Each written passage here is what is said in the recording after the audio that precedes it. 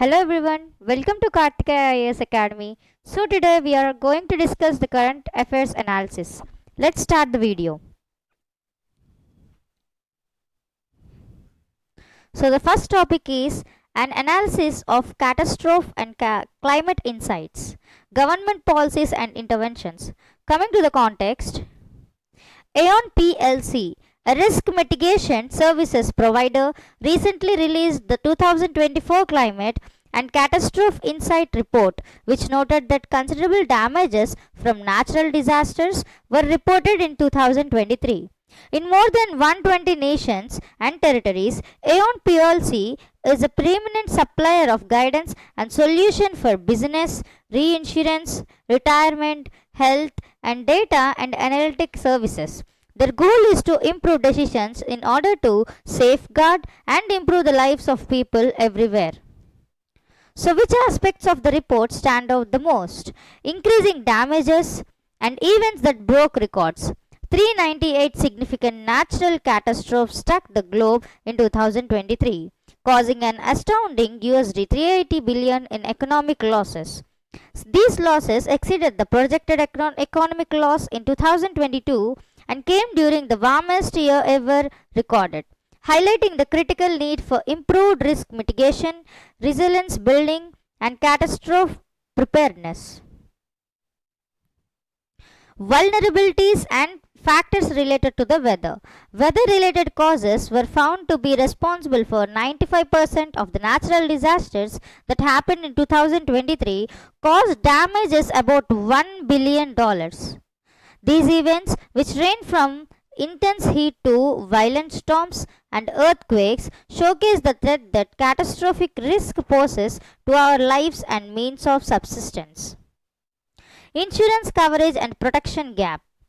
Only USD 118 billion or 31% of the total damages were covered by insurance, suggesting a substantial protection gap of almost 69% of opposed to 58% in 2022. In the US, most disaster losses were covered, while in three other regions, the Americas, non-US, Europe, Middle East and Africa (EMEA), and Asia and Pacific (APAC), the bulk of damages were uninsured. The APPSC region has the largest protection gap, about 91%, followed by the non-US Americas 87% and the EMEA region 87%.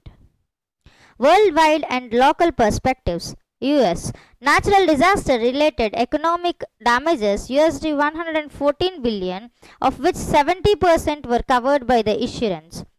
A substantial portion of the financial burden was attributed to severe convective storms SCCS. Severe local storms characterized by lightning, thunder, hail, heavy rain, strong winds, and abrupt temperature changes are called convective storms or thunderstorms. They are most frequent in the summer, but they can happen at any time of the year. Americans, non-US, of the USD 45 billion in economic losses, only USD 6 billion were covered by insurance. Hurricanes Otis, which struck Mexico's southern Pacific coast, was the most expensive one-off. Several South American regions were affected by drought. Europe, the Middle East and Africa, devastating earthquakes caused the region's economic loss to total USD 150 billion. The earthquakes in Syria and Turkey had a big effect. The Asia Pacific region, insurance losses total USD 6 billion, but economic losses total USD 65 billion, with a 91% protection gap. Insured losses from flooding incidents were USD 1.3 billion in New Zealand and USD 1.4 billion in China. Many nations in South and Southeast Asia were affected by a heat wave that lasted for many weeks. Suggestions: utilizing climate analytics and catalysts capable of offering prognostic diagnostics for a variety of extreme occurrences is imperative. Organizations must use forward-looking diagnostics to evaluate climate trends, reduce risk, and safeguard their own workforces. This includes insurers and severely impacted industries like construction, agriculture, and real estate. Though creative risk transfer schemes, the insurance sector can significantly contribute to unlocking and accelerating the flow of capital into green investments and volatility management. What do risk management, resilience building, and disaster preparedness mean? Disaster preparedness is the proactive steps done to improve preparation and reaction in advance of a disaster. Early warning systems. Establishing effective early warning systems is a part of being prepared. These systems let people to evacuate and take the appropriate safety measures by providing timely notifications about approaching disasters such as earthquakes, floods, and cyclones. Training and exercises. Frequent training sessions and simulated exercises equip the public, medical professionals, and emergency personnel to manage emergencies with effectiveness. Stockpiling supplies. Being prepared for the crisis involving having enough food, water, and medication on hand to suit your needs in a hurry. Community awareness. Spreading knowledge about disaster risks, safety precautions across communities helps to build a resilient and safe culture. Risk management is a process of determining, evaluating, and reducing the risk connected to the calamities. Risk management. Risk management assists in setting priorities by examining exposure, vulnerabilities, and possible effects.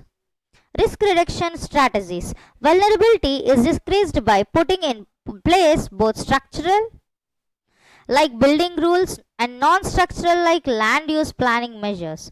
Financial resilience. Mechanisms for risk financing and insurance offer financial protection against losses. Climate adaptation. To handle changing hazards, risk management incorporates measures from adapting to climate change. Building resilience. Resilience is the capacity of a community to recover from a calamity. Social and psychological resilience. Resilience is increased by fostering mutual support, community cohesion, and strong social networks. Coping strategies and mental health support aid in the healing process after trauma. Resilience is the economy and the infrastructure. Resilience in the economy is bolstered by diversifying sources of income, supporting small enterprises, and generating job opportunities. It is essential to construct resilient infrastructure, roads, bridges, utilities that can tolerate shocks. Environmental resilience. Preserving ecosystems, wetlands, forests helps build resilience on the whole. So, how does insurance coverage help to reduce economic losses? Safety net during tough times. High rates of inflation and unstable economies might result in the unforeseen financial losses. In these situations, insurance serves as a safety net. For example, the cost of building materials and services has increased, making it more expensive to repair or replace damaged structures. Repairs may be further delayed by labor shortages and broken supply systems. Financial protection against such losses is guaranteed for both people and corporations with insurance coverage. The cost of not having insurance or having insufficient insurance can be disastrous. Enhanced awareness of risk. Consumers became more risk aware and cautious after financial shocks. Insurance providers can profit by this, highlighting how important they are for controlling inflation risk and ensuring stability in the economy. Following disasters, economic activity can continue because insurance assists individuals and business in recovering more quickly by providing timely payouts. Stability and economic development. Insurance makes saved money into profitable ventures. It helps companies to reduce losses, preserve their financial stability, and advance trade and business endeavors.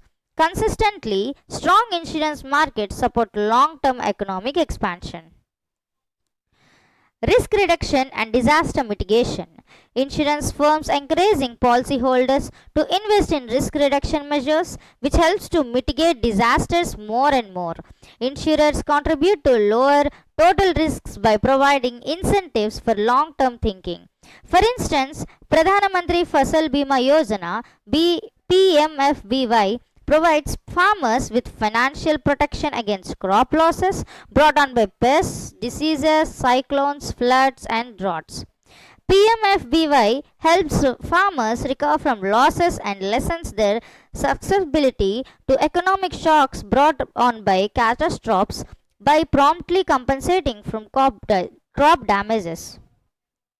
In an increasingly uncertain world, investing in risk management, resilience building, and disaster preparedness is not only essential for short term life safety and livelihood protection but also long term community sustainability and profitability.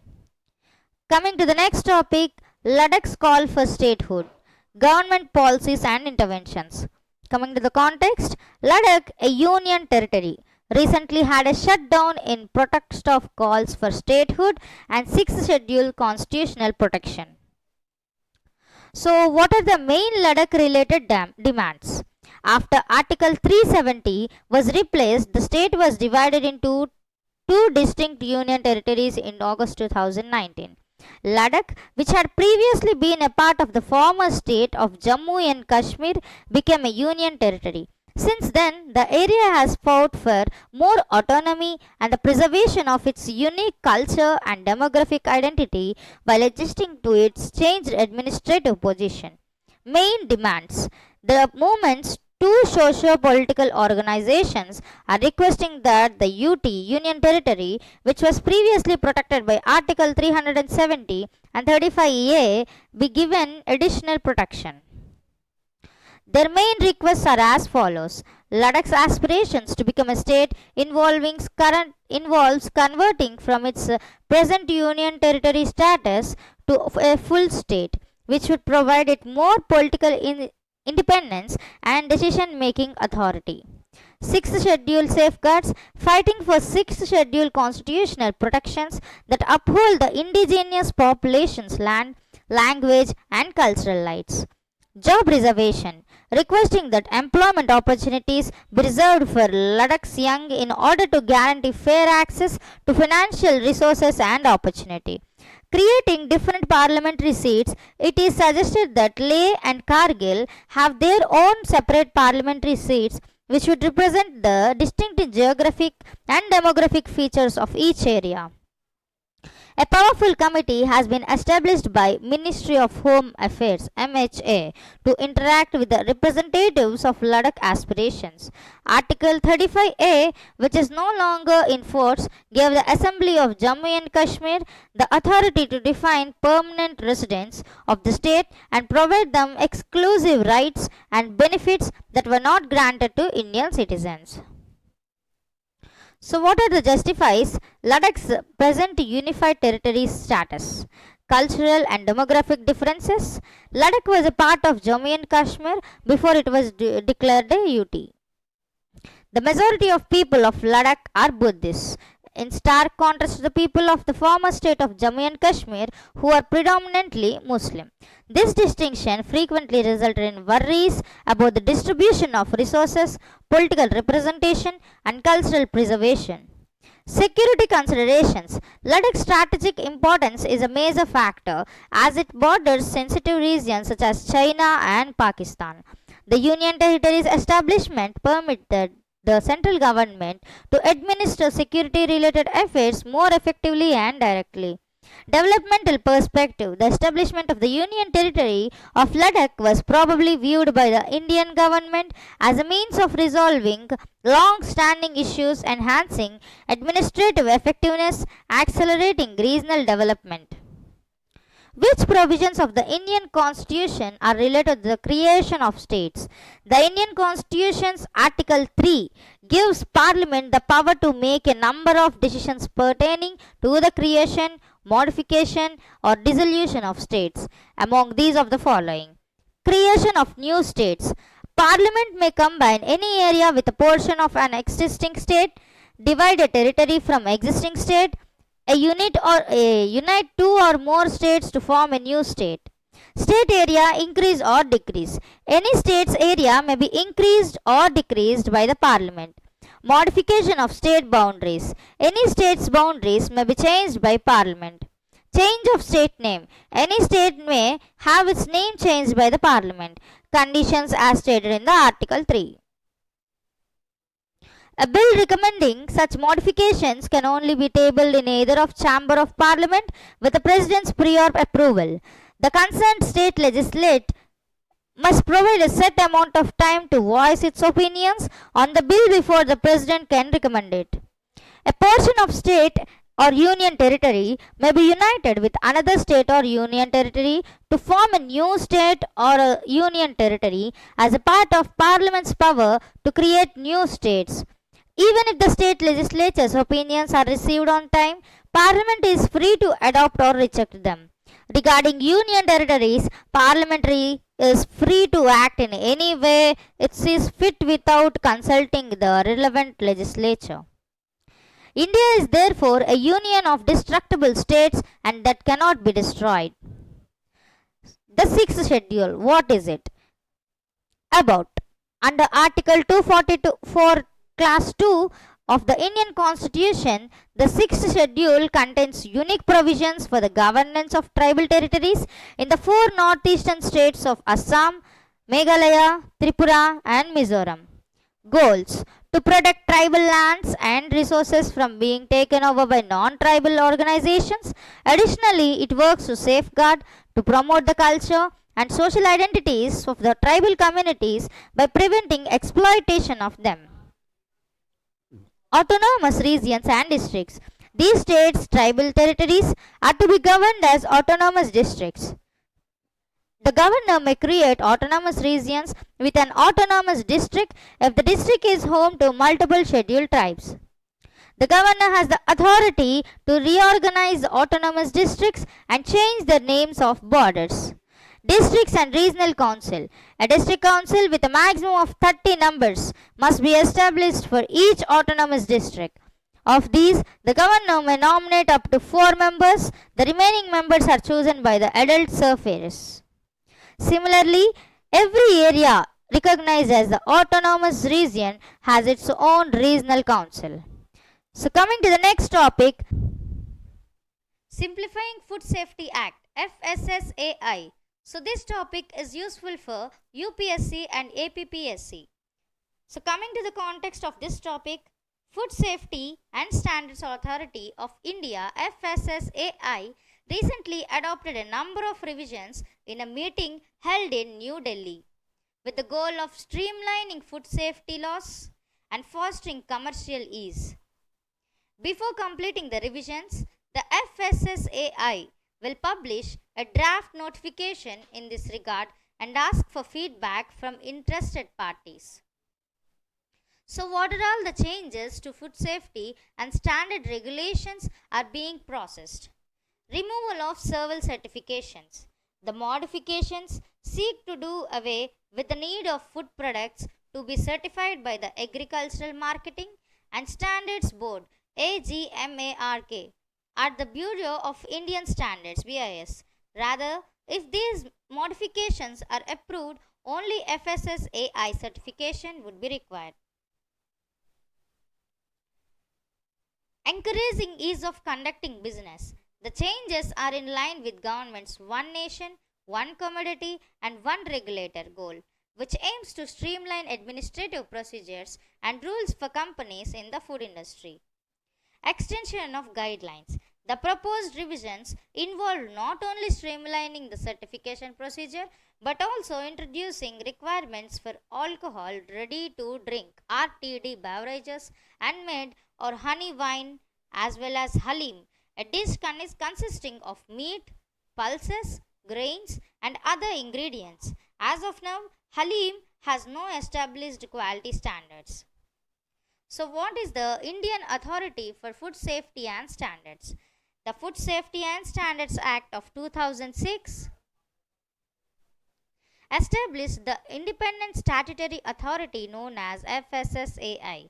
So the Prevention of Food Adulteration Act of 1954, the Food Products Order of 1955, the Meat Food Products of Order 1973 and the other legislation pertaining to food that we are having formally under the purview of Several ministries and departments are all combined into one act under the Act of 2006. This act also intends to replace multi-level, multi-departmental control with a single line of command, so creating a single point of reference for all issues pertaining to food safety and standards. So, operating under the Ministry of Health and Family Welfare, FSSAI is in charge of regulating and overseeing food safety and quality in order to safeguard and promote public health. So, with regional offices located in 8 different regions of the nation, FSSAI is headquartered in New Delhi. The FSSAI CEO and chairperson, who is chosen by the national government, the chairperson has the position of secretary in the Indian government. So, what are all the roles and capabilities? Defining guidelines and specifications for food active additives and goods, granting food enterprises licenses and registration, enforcement of rules, legislation pertaining to food safety, food quality and safety are observed and monitored, carrying out scientific studies and risk assessments about food safety concerns, imparting knowledge and instruction on food safety and cleanliness, encouraging the use of organic and fortified foods, coordinating food safety related issues with other organizations and interested parties. So, what are all the campaigns and the events? World Day for Food Safety, India Eat Right, Consume Correct Station, Consume Proper Mela, Index of State Food Safety, Repurpose Used Cooking Oil or RUCO, Food Safety Microscope, 100 Food Streets, Indian Standards Bureau. The BIS Act of 2016 created the National Standard Body of India or BIS. The Ministry of Consumer Affairs, Food and Public Distribution is in charge of it. BIS is in charge of orderly development of product certification, marking and standards. The head office of BIS is located in New Delhi. So, the government can now permit entities other than BIS to certify and enforce standards thanks to the BIS Act of 2016. It consists of consumer protection measures like compensation, product recalls, and harsher fines for non-conforming standard marker goods. Marketing of agriculture (AgMark). Under the terms of the Agriculture Produce Grading Marking Act 1937, AgMark is a certification mark for agriculture produce guaranteeing that it complies with a grade standard announced by the Directorate of Marketing and Inspection (DMI), Department of Agriculture, Cooperation and Farmers Welfare, Ministry of Agriculture and Farmers Welfare. 2 or 3 grades are specified for each commodity and these criteria allow for quality differentiation. Grade criteria have been announced 222 agriculture commodities thus far. So coming to the next topic, India's oil import dynamics and disruptions in the Red Sea. This is the international issue. So coming to the context, India's oil import dynamics have been affected by the recent unrest in the Red Sea, leading to significant shifts in its dependence on traditional suppliers such as United States. So why is India importing less oil from the US? The United States has been one of the India's top 5 exporters of crude for some time. Now with US refiners obtaining 20 lakhs 5,000 barrels per day on average in 2023. On the other hand, according to the recent data, Indian refiners did not purchase any US oil in January 2024. Red Sea issues caused freight charges to rise, making US crude unprofitable for refiners in India. As a result, Indian refiners went back to their long-standing Persian Gulf West Asia sources. A drone attack occurred recently against the chemical tanker MV Chem Pluto around 200 nautical miles off the coast of Gujarat.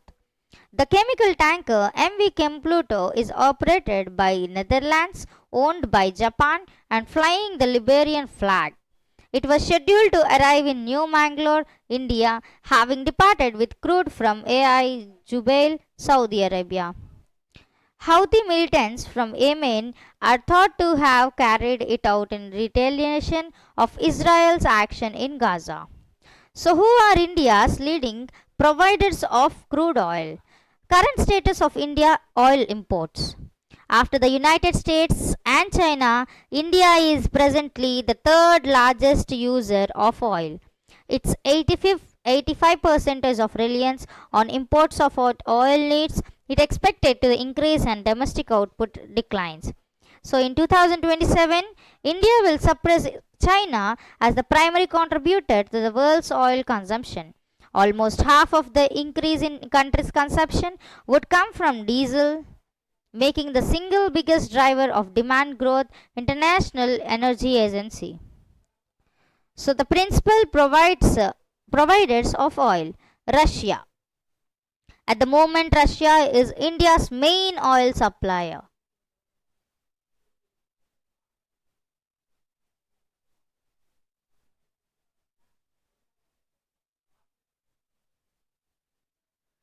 India began importing 1.53 million barrels of oil per day from Russia in January 2024, following Western sanctions against Russia caused by the Russia Ukraine conflict.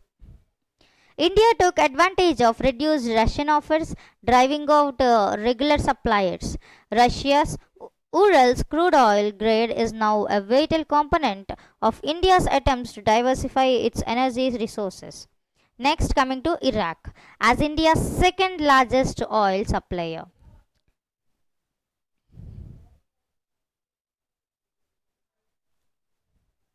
So, main oil supplier is Russia, and second oil supplier is Iraq.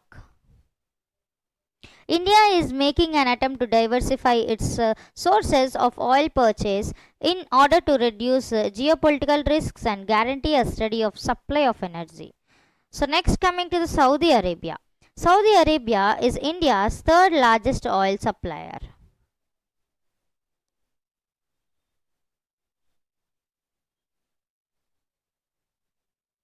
In 2024, it exported 69 lakhs 172 barrels of crude oils in India, retaining its prominence in the country's energy security framework. UAE. In January 2024, oil imports from the UAE increased by 81% to over 32 lakh 6,500 barrels per day. India's fourth largest crude oil supplier is Abu Dhabi.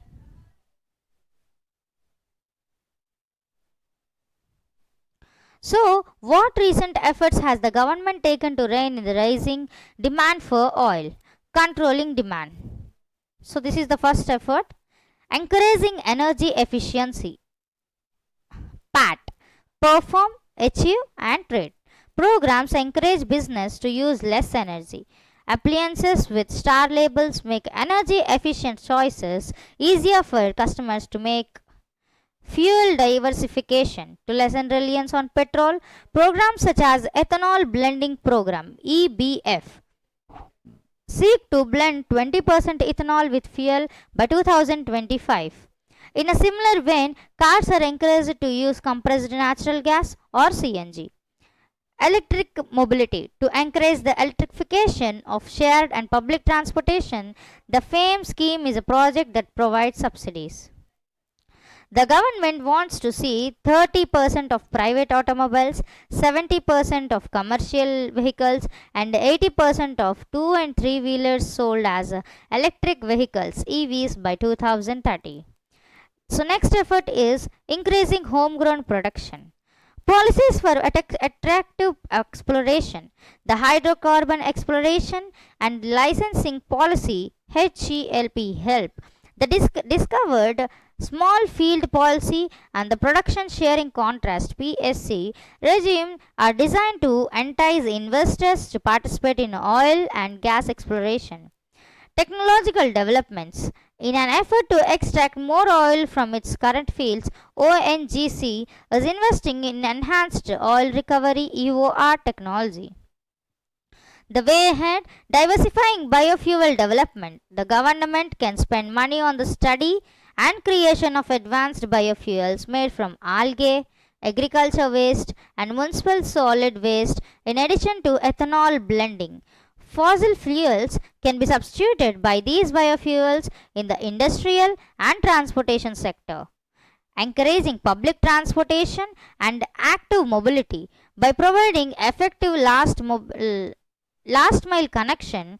Integrated public transportation networks can motivate more individuals to choose environmental friendly way of mobility, hence lowering the need for fuels derived from oil. Next, coming to the green building standards, requiring residential and commercial buildings to adhere to green building standards can help cut down on energy use for lighting, air conditioning, and heating. Buildings that use energy efficient designs and materials can use less fuels to generate electricity and heat.